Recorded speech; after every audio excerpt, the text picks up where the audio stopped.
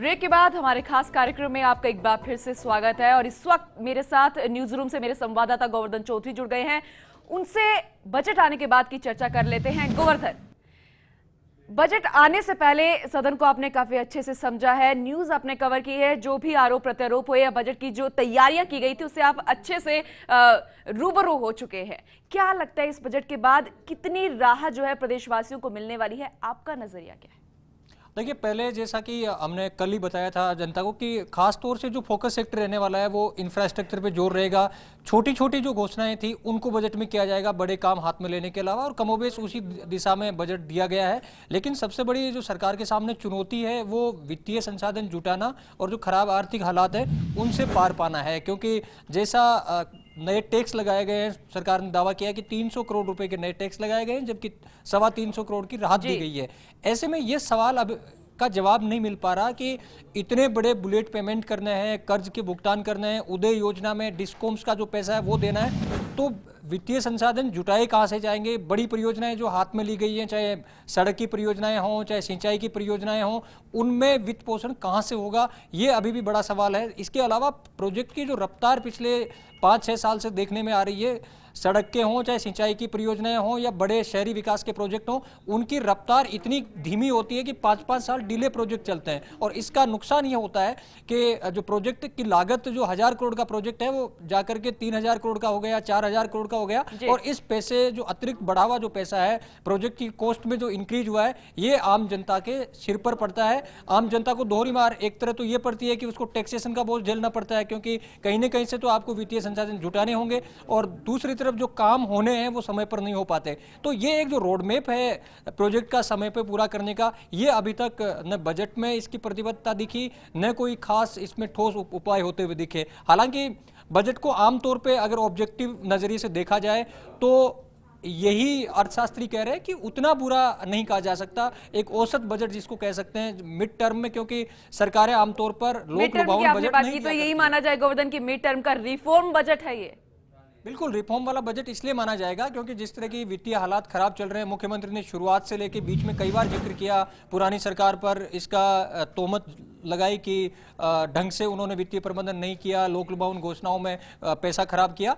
वो एक राजनीतिक आरोप अपनी जगह हो सकते हैं, लेकिन आर्थिक तौर पर देखा जाए तो ये सच्चाई भी है। सरकारों ने जिस तरह बिना सोचे समझे लोक लुभावन योजनाओं की शुरुआत की है और बिना जो अनप्रोडक्टिव कामों में पैसा लगाना शुरू किया है, ये सबसे बड़ी चुनौती है। क्योंकि यहाँ ये भी समझना होगा, सरकारों का जो नॉन प्लान का पैसा है, मतलब कि कर्मचारियों की तनख्वाहों का और जो इस तरह के जो खर्चे हैं, वो ऑलमोस्ट 70% से ज़्यादा पहुंच चुका है। तो आपके लिए प्लानिंग का पैसा बहुत कम बचता है, जो विकास में खर्च का जो पैसा है वो बहुत कम बच रहा है। तो इसको कैसे कम किया जाए, जो नॉन प्लान का खर्च है, क्योंकि कर्मचारियों की नाराजगी सरकार मोल नहीं ले सकती। एक बड़ी चुनौती 7वें वेतन आयोग के तौर पर आ रही है, अगर वो आ गया तो सरकार की जो आर्थिक हालात है वो और खराब होनी है। तो ऐसे में इस समय जो जिस तरह का बजट दिया गया है उसमें उसकी जरूरत भी थी, और बीच में 2 साल चुनाव नहीं है, तो रिफॉर्म वाले बजट समय की मांग भी थी। बिल्कुल गोवर्धन, और बजट के बाद जो बीजेपी के विधायक है, मंत्री है, काफी तारीफों के पुल यहां पर बांध रहे थे, ऐतिहासिक इस बजट को बता रहे थे। तो वहीं बजट की इन तारीफों के बीच कांग्रेस विधायकों ने इसे सिरे से खारिज कर दिया है। चलिए कांग्रेस विधायकों ने क्या कुछ कहा है ये भी आपको सुनाते हैं। जो बजट पेश किया है ये राजस्थान के गरीब आदमी के सपने को तोड़ने वाला, राजस्थान के नौजवानों को धोखा देने वाला और राजस्थान के किसानों की कमर तोड़ने वाला है। ऐसी कोई छूट, ऐसी कोई जन कल्याणकारी योजना की घोषणा नहीं करी गई जिससे राजस्थान के विद्यार्थी को, राजस्थान के नौजवान को, राजस्थानी किसान को फायदा हो। सरकार ने अपना खजाना भरने का काम किया है, और सरकार का जो उद्देश्य है कि ये गरीबों के खिलाफ और अमीरों के पक्ष में जाती है, तो सिर्फ और सिर्फ राजस्थान के उद्योगपतियों को फायदा देने का काम इस सरकार ने किया है।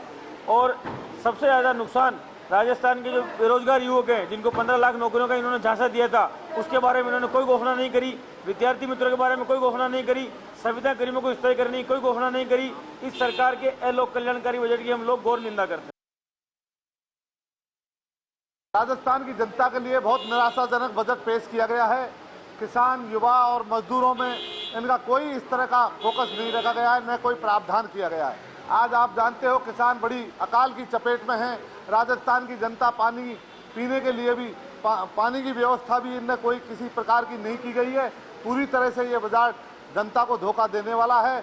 किसानों की कमर तोड़ने वाला है और युवा मजदूर किसानों को किसी तरह का कोई प्रावधान नहीं रखा गया। बजट है, इसमें इन्होंने जो राजस्थान की जनता से जो वायदे किए थे उन वायदों पर कोई ध्यान नहीं दिया है। चाहे राजस्थान के बेरोजगारों को नौकरी देने की बात कही गई थी, उस मुद्दे पर आज राजस्थान का बेरोजगार अपने आप को ठगा हुआ महसूस कर रहा है। चाहे 20,000 किलोमीटर सड़कें बनाने की इन्होंने जो बात कही थी, इस बजट के माध्यम से गौरव पथ और मिसिंग लिंक के अलावा एक भी किलोमीटर सड़क बनाने का इन्होंने पिछले 3 सालों में कार्य नहीं किया गया है।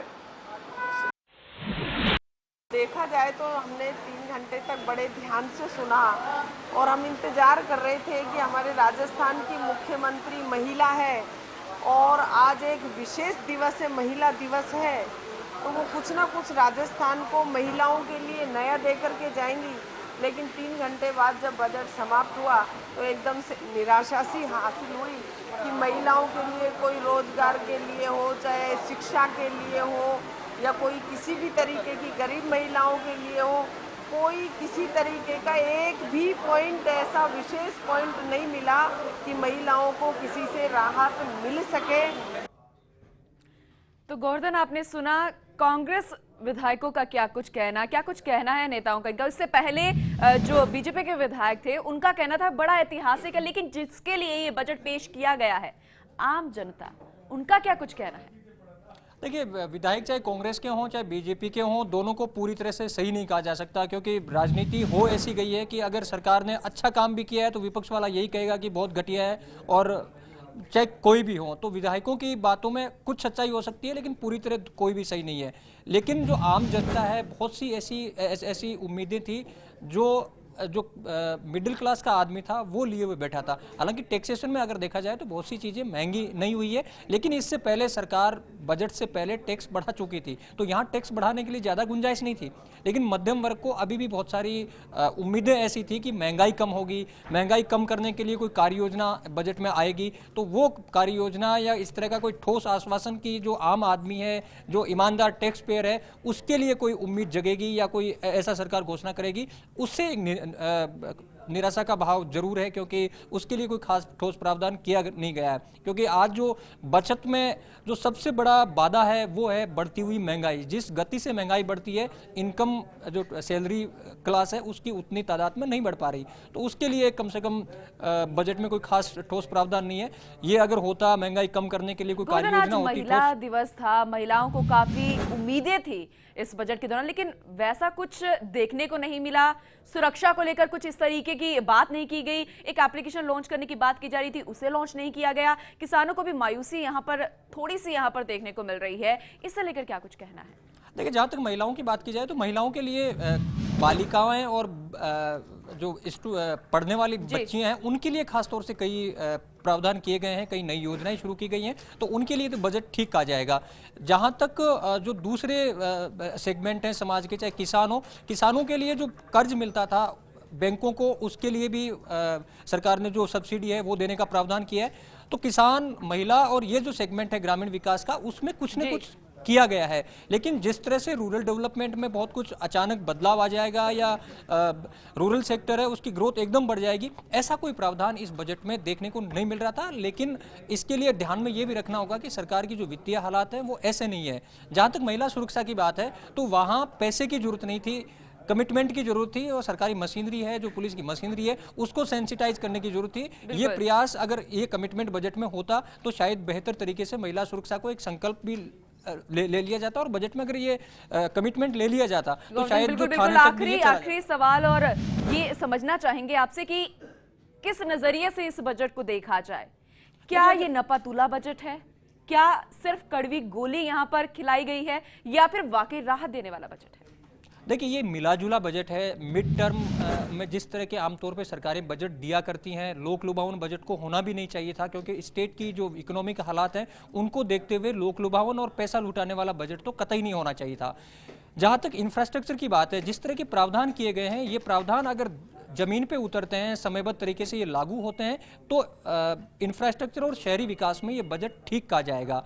पहली बार जिलों में जाकर के फीडबैक लेना शुरू किया था, तो छोटी छोटी जगहों की जो छोटी छोटी डिमांड्स होती थी वो शायद जयपुर में बैठ करके किसी राजनेता को, पत्रकार को या बड़े आदमी को बहुत छोटी डिमांड लग सकती थी, लेकिन वो उस क्षेत्र के लिए बहुत बड़ी डिमांड होती है, उन लोगों की लाइफलाइन से जुड़ी हुई डिमांड होती है, तो उनको भी एड्रेस करने का प्रयास इस बजट में किया गया है। तो कुल मिलाकर के इसको एक ठीक ठाक सा मिड टर्म का बजट कहा जाएगा, न बहुत ज्यादा उम्मीदों वाला है न बहुत ज्यादा निराशा वाला है, क्योंकि जिस तरह कांग्रेस वादे कर रही थी कि निराशाजनक है, जिस तरह बीजेपी वाले कह रहे थे ऐतिहासिक है, दोनों अपनी जगह सही नहीं है, लेकिन एक समय की मांग के अनुकूल मिड टर्म में जिस तरह का एक बजट हुआ करता है, एक बैलेंस्ड वाला बजट इसको कहा जाएगा। बिल्कुल, ना ज्यादा राहत देने वाला और ना ही कड़वी गोली खिलाने वाला, एक मिला जुला इसे कहा जा सकता है। फिलहाल शुक्रिया गोवर्धन तमाम जानकारी देने के लिए।